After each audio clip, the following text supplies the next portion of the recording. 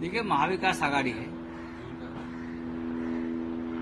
पवार साहब, माननीय शरद पवार साहब हमारे महाविकास आघाड़ी के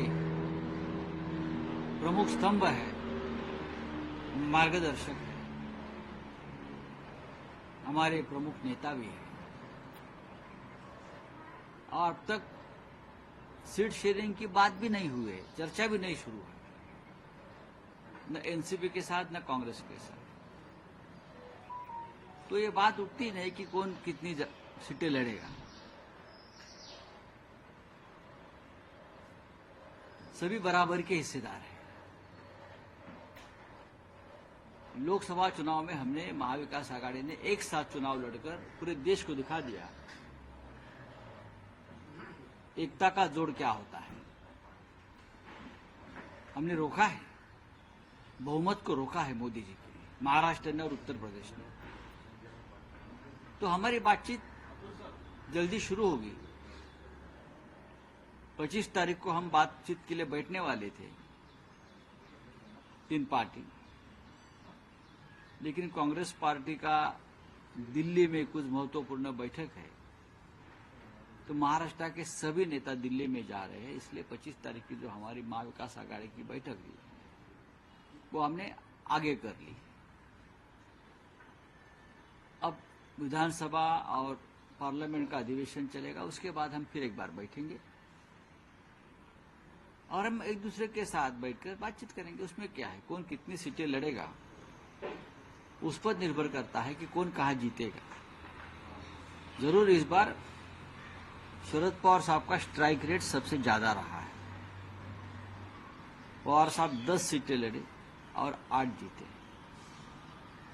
उसका मतलब ये नहीं, शिवसेना को 9 सीटें मिली, लेकिन शिवसेना को सबसे ज्यादा टारगेट किया गया। हमने 21 सीटें लड़ी है, 9 पर हमने जीत हासिल की।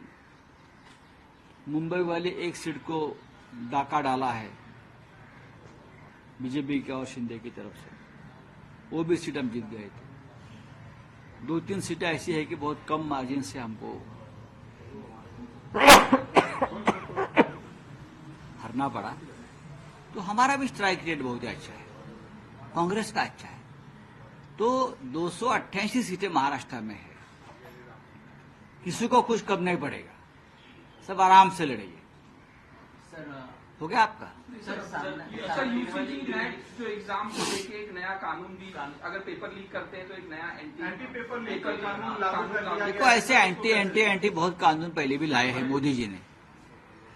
एंटी टेररिस्ट, एंटी करप्शन, हाँ, सब कुछ एंटी वाले बहुत लाए हैं, लेकिन एंटी चल नहीं पा रहा है। भ्रष्टाचार बढ़ रहा है, महंगाई बढ़ रही है, पेपर लीक हो रहा है, सब कुछ हो रहा है।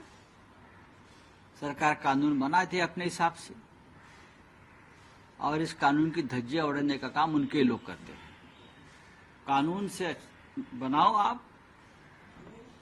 ये देश मोदी जी के नेतृत्व में इस तरह से आगे चल गया है कि कोई कानून को पूछता ही नहीं, खास करके उनके लोग। धर्मेंद्र प्रधान जो एजुकेशन मिनिस्टर है, उनकी नैतिक जिम्मेदारी है, जो पेपर लीक का घोटाला हुआ है, नैतिक जिम्मेदारी है कि आप पद से इस्तीफा दीजिए।